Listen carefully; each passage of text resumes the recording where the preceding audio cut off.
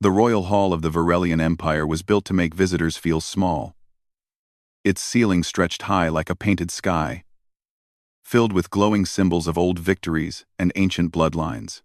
Tall pillars shaped like twisted crystal lined the chamber, each carved with the names of powerful families. This was the place where futures were decided, where bonds were formed, and where weakness was quietly erased from history.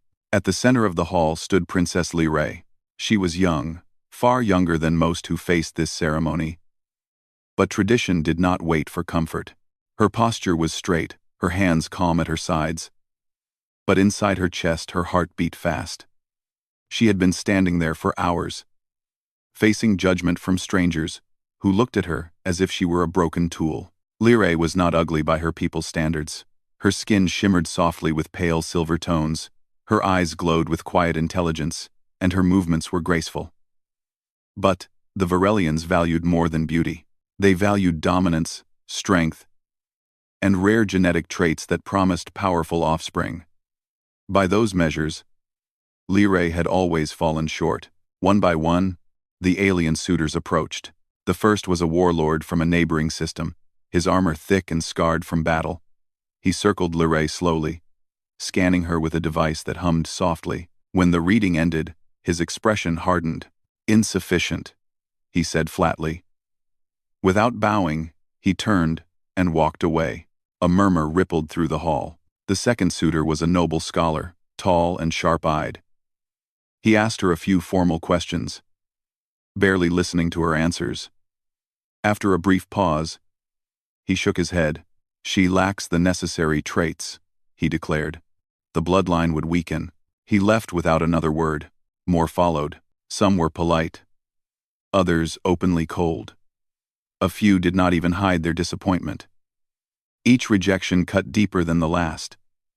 Not because of the suitors themselves, but because of what their choices meant. Every refusal was a public reminder that the Empire saw her as a problem, a flaw that needed to be managed. Liray kept her head high. She had learned long ago not to cry in public. But each time a suitor turned away, she felt something inside her shrink. At the edge of the hall, the royal council watched in silence. Advisors whispered behind thin veils of respect.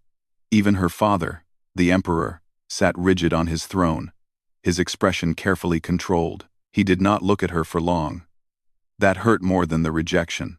When the final suitor stepped forward, the hall grew quiet. He was from one of the most powerful houses, known for producing rulers and generals. If anyone would accept her, it would be him. Liray allowed herself a small, dangerous spark of hope. The suitor examined her carefully. He did not use a device this time. He simply looked at her, his gaze sharp and calculating. After a long moment, he spoke. "This union offers no advantage," he said calmly. "I refuse." The words echoed through the hall. For a brief moment, no one spoke. Then whispers erupted like a sudden storm. Some sounded relieved, others disappointed. But many carried a sharp edge of judgment. Liray felt her breath catch. The last hope vanished. There would be no more suitors, no more chances. By ancient custom, a rejected royal could be quietly removed from succession. Some were married off into distant houses. Others were sent away under the excuse of diplomacy. Few were ever heard from again. The emperor rose slowly from his throne. "Enough," he said, his voice steady but heavy. "The ceremony is concluded." Liray bowed deeply, as tradition demanded. Her vision blurred, but she did not let tears fall.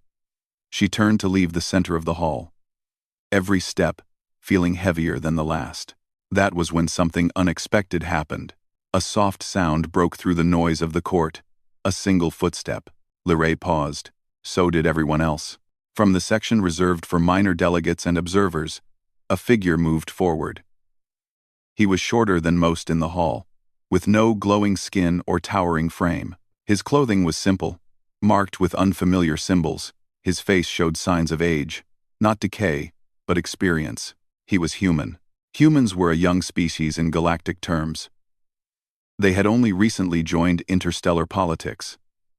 Many empires saw them as curious, fragile, and unimportant, useful as mediators or traders, perhaps, but rarely taken seriously. The human stopped a respectful distance from the center of the hall. He did not bow too deeply, nor did he stand arrogantly. His posture was calm, steady. "I request permission to speak," he said. The hall went silent. The emperor studied him with clear surprise. "You are a guest of the diplomatic corps," the emperor said. "This ceremony does not concern your species."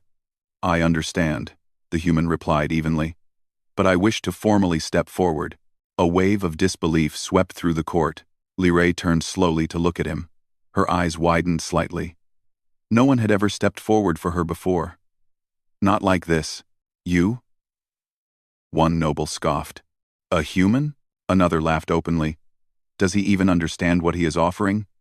The emperor raised a hand, silencing them. "State your intention," the emperor said. The human took a breath. "I request the right to pursue a bond with Princess Liray." The words struck the hall like a shockwave. Gasps followed. Some nobles rose from their seats. Others whispered furiously. A few stared at the human as if he had just insulted the entire empire. Liray felt frozen. Her mind struggled to catch up with what she had just heard. She searched his face for mockery, for ambition, for fear. She found none. "You are aware," the emperor said slowly, "that such a bond carries obligations and risks." "Yes," the human replied. "I am aware. You are aware that your kind is considered physically inferior." "Yes. You are aware that failure would bring shame to both parties." The human nodded. "I am." The emperor leaned forward slightly. "Then explain why." The human looked toward Liray, not as an object, not as a prize, but as a person. "I observed this ceremony," he said. "I saw strength dismissed because it did not look the way you expected. I saw courage mistaken for weakness. I saw a young woman stand alone and still remain dignified." Liray's chest tightened. "My species," the human continued, "has learned that survival is not just about power. It is about choosing to stand when it would be easier to turn away. I choose to stand." The hall was silent again, but this time it felt different. Some nobles shifted uncomfortably. Others frowned. No one laughed now. The emperor studied the human for a long moment. Ancient laws were clear. Any species present during the ceremony could step forward, even if it had never happened before. "Princess," the emperor said at last, turning to Liray. "Do you object?" Liray swallowed. Her voice was soft but steady. "No," she said. The emperor straightened. "Then by law, a trial bond shall be permitted," he announced. "This court will observe." The declaration sent a ripple across the hall. Liray looked at the human again. For the first time that day, something warm stirred inside her chest. It was not love. Not yet. It was something simpler. Hope. As the court slowly resumed its noise, one truth became clear. Even if no one dared to say it aloud, the rejected princess was no longer alone. The announcement of the trial bond did not bring celebration. It brought tension. As Princess Liray and the human delegate left the great hall, whispers followed them like shadows. Some nobles stared openly, their faces filled with disbelief. Others turned away in clear disgust. A few watched in silence, their eyes sharp and thoughtful. The human walked beside Liray, keeping a respectful distance.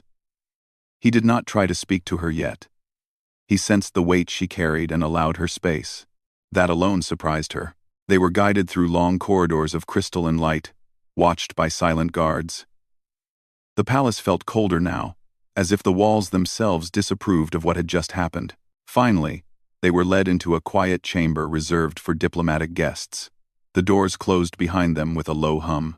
For a moment, neither of them spoke. Liray broke the silence first. "Why did you do it?" she asked.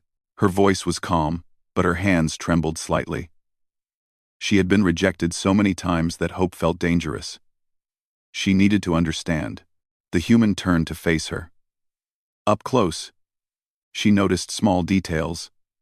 Lines on his face that spoke of age and experience. Eyes that held patience instead of hunger. "My name is Daniel," he said simply. And I did it because it felt wrong to walk away. Li Rei frowned. You barely know me. Daniel nodded. That is true. But I know what it looks like when people decide someone's worth before listening to them. Li Rei looked down. They say I am weak. They are wrong, Daniel replied without hesitation. That surprised her more than anything else. Before she could respond, the chamber door opened again. 3 members of the Royal Council entered, their expressions cold and formal. The trial bond will begin immediately, one of them announced. You will be observed at all times. Daniel inclined his head. Understood. The council member turned to Li Rei. You may still withdraw. No punishment will follow. Li Rei glanced at Daniel. He did not look at her. He gave her the freedom to choose. She straightened her shoulders. I will not withdraw. The council did not hide its displeasure. So be it, the elder said. The trial begins. From that moment on, everything changed. The trial bond was not a ceremony of comfort. It was designed to test compatibility, resilience, and loyalty under pressure. Most alien suitors used power, wealth, or intimidation to pass quickly. Humans had none of those advantages here. On the first day, Li Rei and Daniel were assigned shared living quarters. This alone caused outrage among the nobles. Unbonded pairs were rarely allowed such closeness. The quarters were simple but clean. As the door closed, Li Rei felt the familiar weight of expectation pressed down on her. Daniel placed his bag down and spoke gently. If you want distance, say so. She looked at him, surprised. You would accept that? Yes. No one had ever offered her that before. They began with conversation. Not formal questions, not tests. Just talk. Daniel asked about her interests. She spoke about star charts, about how she loved watching trade ships arrive from distant systems. She confessed that she liked learning languages, even those her tutors said were unnecessary. You see patterns, Daniel said thoughtfully. That is not weakness. Over the next few days, the observers grew impatient. The council expected displays of dominance or submission. Instead, they saw cooperation. When Li Rei hesitated, Daniel waited. When Daniel struggled with alien customs, Li Rei guided him. They trained together as required by tradition. Physical tests were not kind to Daniel. His strength could not match most alien standards. He stumbled, fell, and bled. Li Rei panicked the first time he was injured. You should stop, she urged. They will use this against you. Daniel wiped the blood from his brow and stood again. Then let them watch. He did not fight harder. He fought smarter. He learned patterns, conserved energy, adapted. Slowly, the instructors noticed something unsettling. The human did not quit. Whispers spread again, but this time they carried confusion instead of mockery. During one test, Li Rei was placed under intense mental pressure, a common method used to reveal weakness. The strain made her dizzy. Her breathing became shallow. Daniel was not meant to interfere. He stepped forward anyway. He did not shout. He did not threaten. He simply stood beside her and spoke her name, grounding her with calm words. The test monitors tried to stop him, but the readings changed. Li Rei stabilized. The council members exchanged uneasy looks. Later that night, Li Rei confronted him. You broke protocol, she said quietly. I did, Daniel agreed. You could have been punished. I know. Why risk it? Daniel met her gaze. Because no bond worth having is built on silence. Something inside Li Rei shifted. That night, she slept without fear for the first time in years. But not everyone watched with doubt. Some watched with anger. A noble house that had expected political advantage from Li Rei's removal began to act. Subtle pressure was applied. Servants were questioned. Rumors were spread. They whispered that the human was manipulating her, that he wanted access to the throne, that Li Rei was being deceived. One morning, Li Rei found a message waiting for her. He will leave you when this trial ends. Her chest tightened. She showed the message to Daniel. He read it carefully, then handed it back. Do you believe it? He asked. I don't know, she admitted. Daniel nodded. Then let me say this clearly. I am here by choice. Not duty. Not ambition. She studied his face. He looked tired, bruised, but honest. "I don't know how this will end," he continued, "but I will not disappear without a word." The message lost its power. As days passed, the bond trial drew more attention across the palace. Foreign delegates began asking questions about humanity. Guards began treating Daniel with quiet respect. The princess, who was once ignored, now walked with her head held higher. She spoke more during council observations. She challenged assumptions. She defended Daniel when others tried to belittle him. The council did not like this change. "She is becoming difficult," one elder muttered. "No," another replied quietly. "She is becoming visible." The trial bond was nearing its midpoint, and pressure increased. Final evaluations loomed. Any failure could end everything.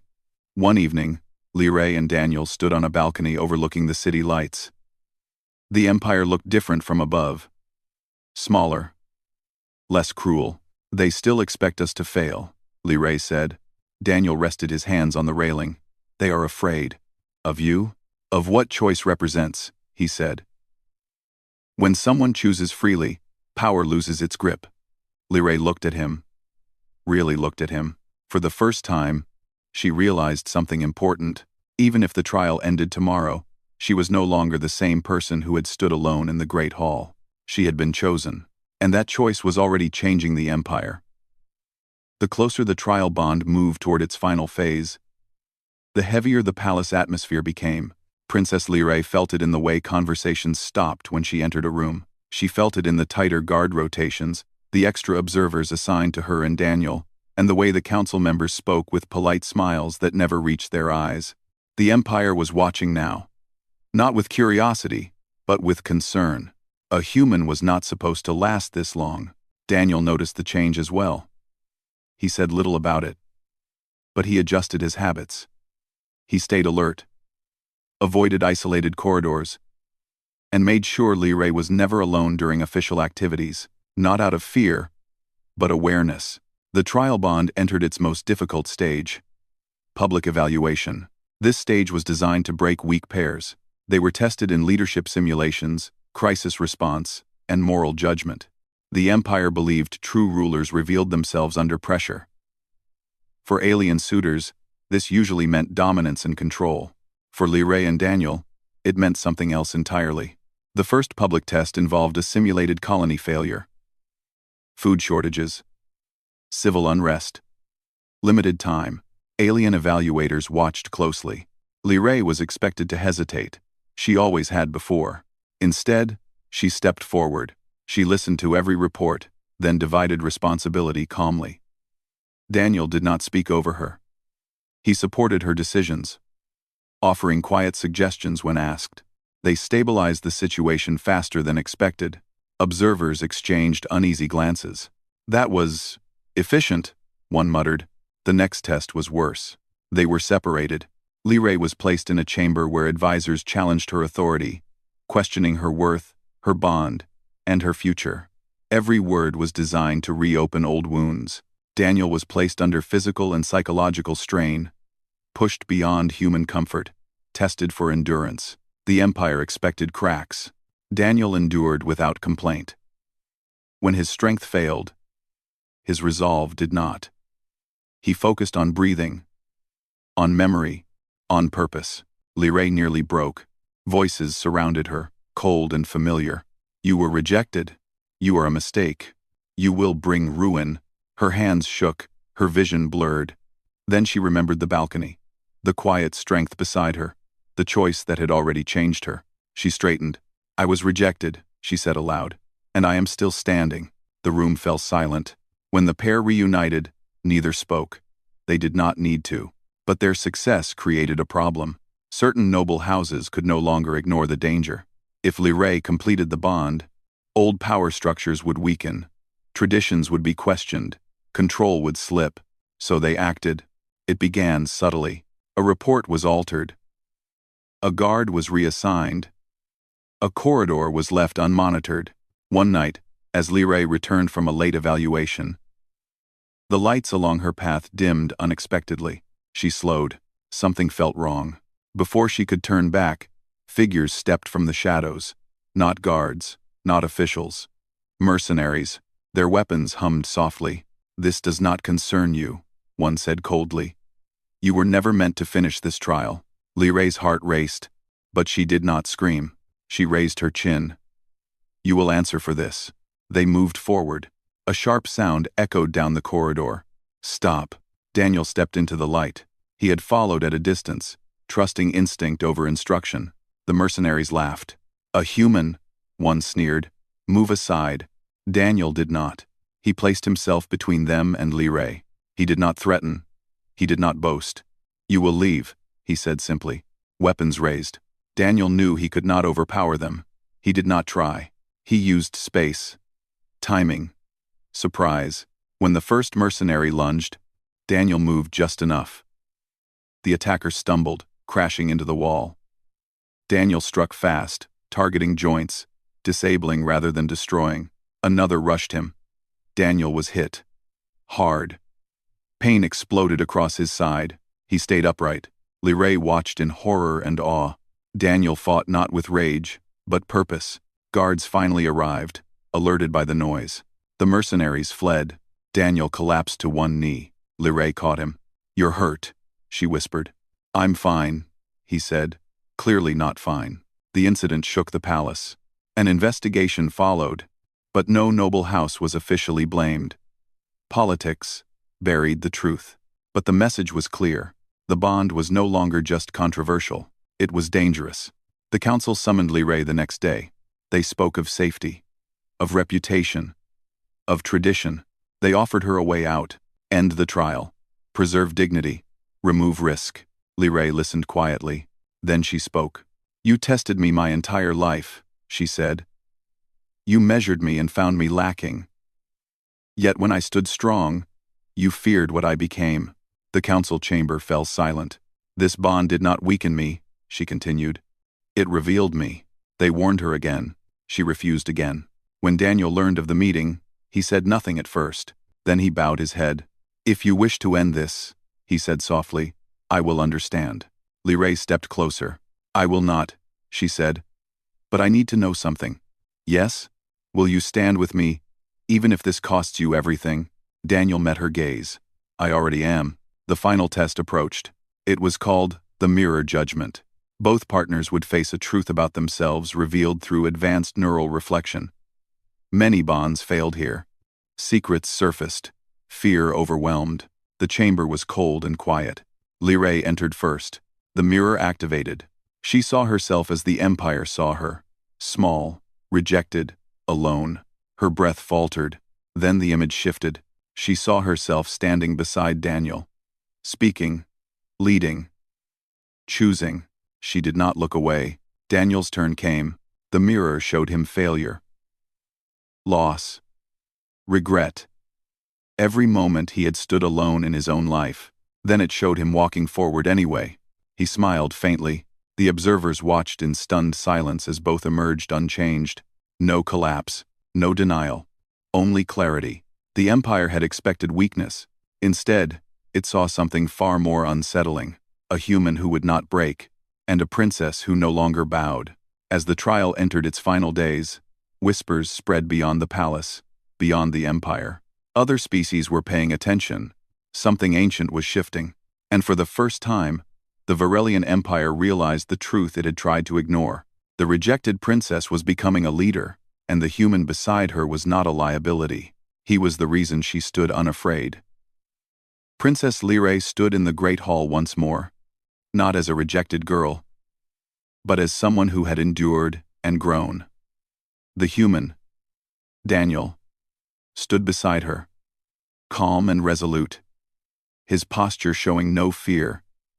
Despite the scrutiny of the entire court, every noble, every ambassador, and every observer from distant worlds waited silently.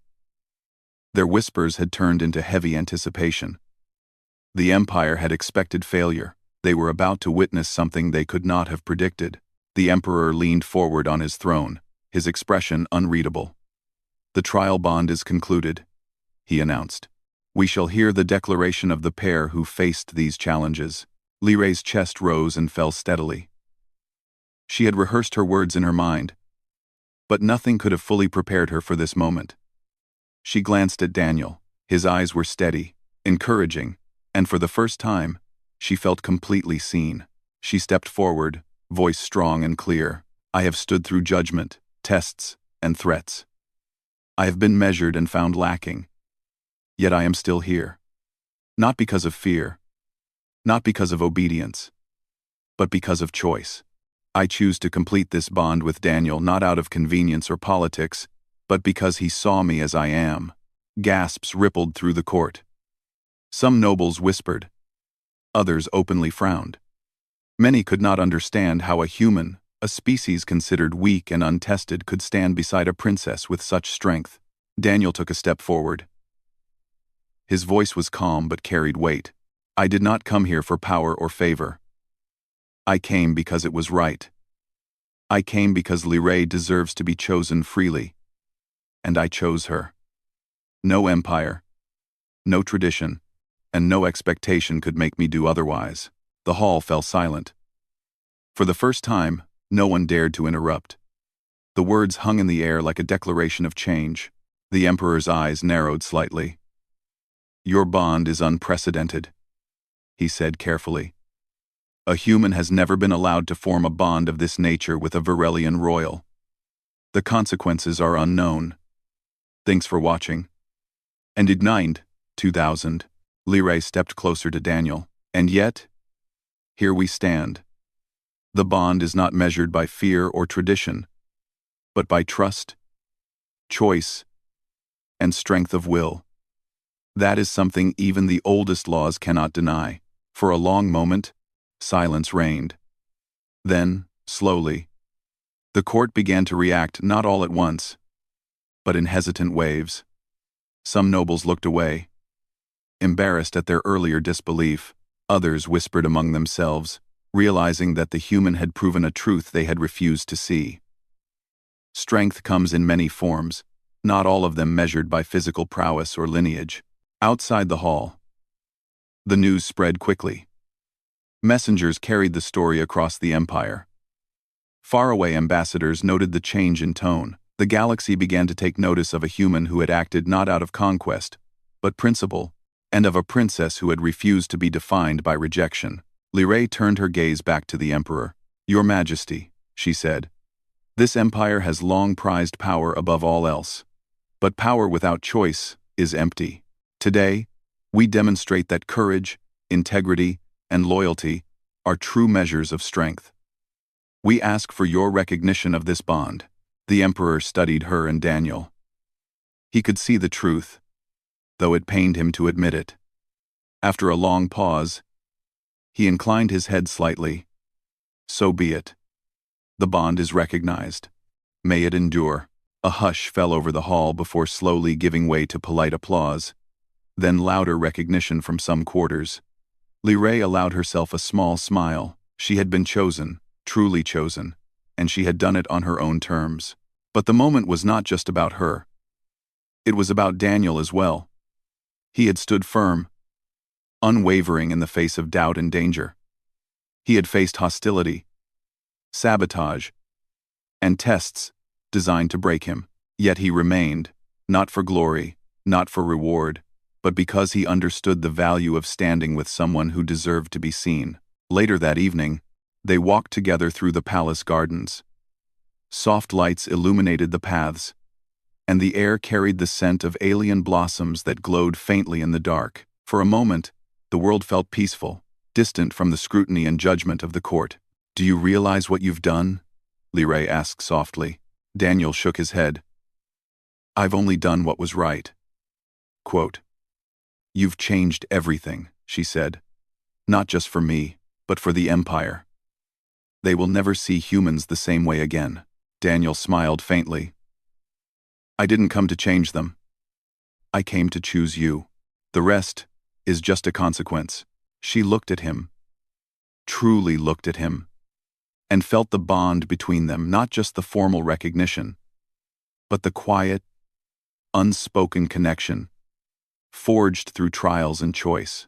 It was stronger than any law, deeper than any expectation. Over the following weeks, the court adjusted to the new reality. Some alien houses resisted the change quietly, while others watched with curiosity. Diplomats and ambassadors began to ask questions about humanity, trying to understand how a species so young could demonstrate such resilience and integrity. Liray and Daniel continued their bond, facing challenges together with patience and care. They trained, learned from each other, and began to prepare for the responsibilities that came with a recognized royal union.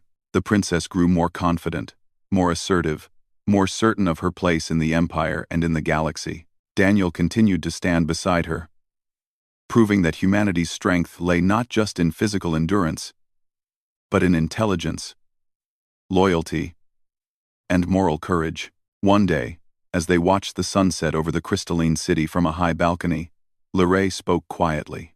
"Do you ever regret stepping forward?" Daniel shook his head. "Never. Every choice I've made has led me here, and I would make it again. Even knowing the challenges," she smiled. "And I would choose you again as well." Below them, the city lights sparkled like stars, reflecting the promise of a future shaped not by fear or rejection, but by courage, trust, and choice. The Empire had witnessed something extraordinary: a human and a princess, standing together, changing hearts and minds without a single act of conquest. Word of the bond spread beyond the Varelian Empire. Stories circulated through trade routes and across distant systems. Other species marveled at the human who had not bowed, the princess who had not surrendered, and the bond that redefined what it meant to lead. The galaxy had long underestimated humanity. Now, every species would pause and take notice. But for Liray and Daniel, the moment was quieter, personal, and profound. They had survived doubt, danger, and the weight of an entire empire's expectations. They had chosen each other freely, and in that choice, they had discovered not just power, but trust, courage, and a shared destiny. The rejected princess was no longer alone. She had a companion, a protector, and an equal. The empire had witnessed her rise, and humanity had proven its worth. And together, they stepped forward into a future neither had fully imagined, but one they would face side by side, unafraid, unstoppable, and bound by a choice that changed everything. The stars above the palace twinkled silently, as if acknowledging a new chapter in the galaxy's history, a chapter where strength was measured not only by birthright, but by the courage to choose, to stand, and to trust.